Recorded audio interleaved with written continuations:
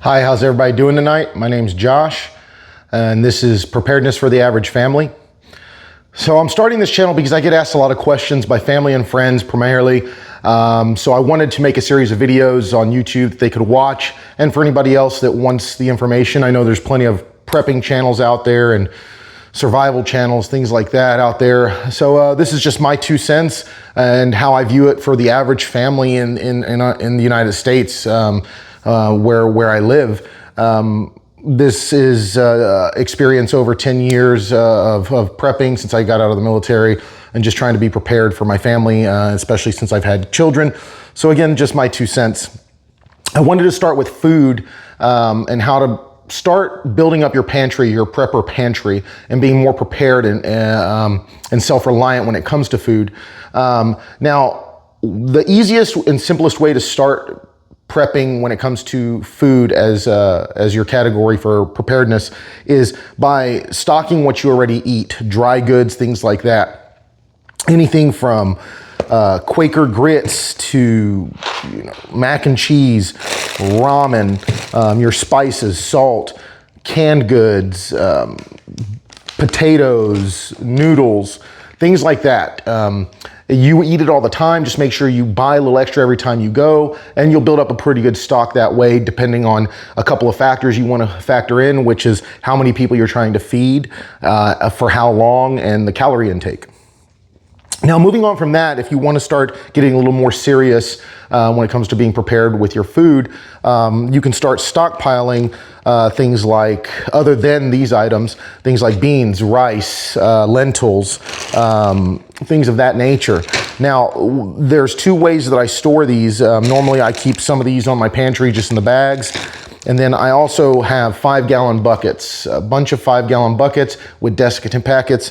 I put the rice and beans, lentils, and bags, and number the cups, the date, put it all in a bucket, seal it until I need to open that bucket. And it lasts for years that way.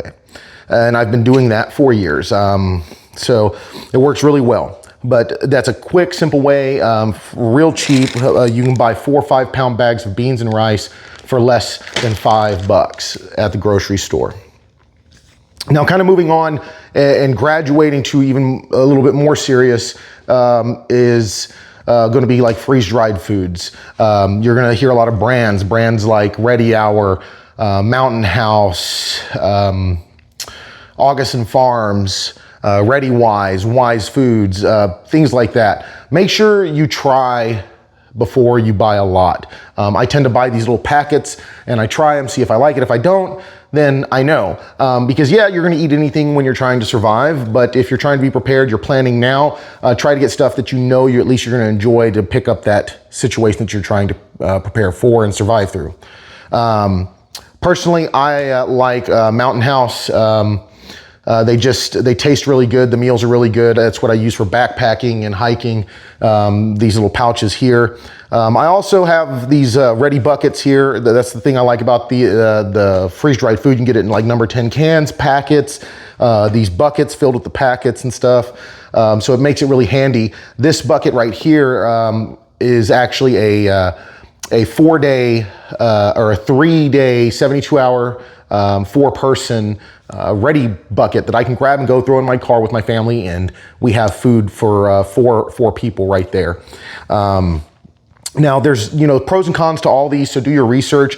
For instance, like with this, you're gonna have higher sodium, it's more expensive. Pros are it lasts longer. So just look at the pros and cons of each of these as you start elevating up from, this to this to this, okay?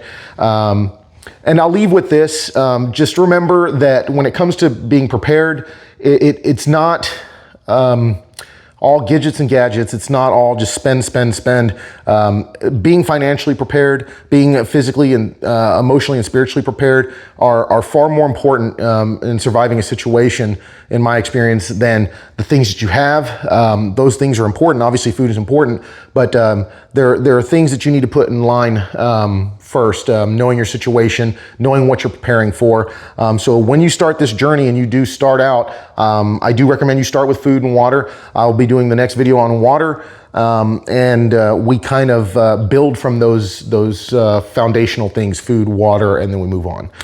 So thanks for watching. I hope y'all enjoy the videos. I promise I'll get better and not ramble as much and everything. Kind of new at this. Thanks again. Y'all have a good one.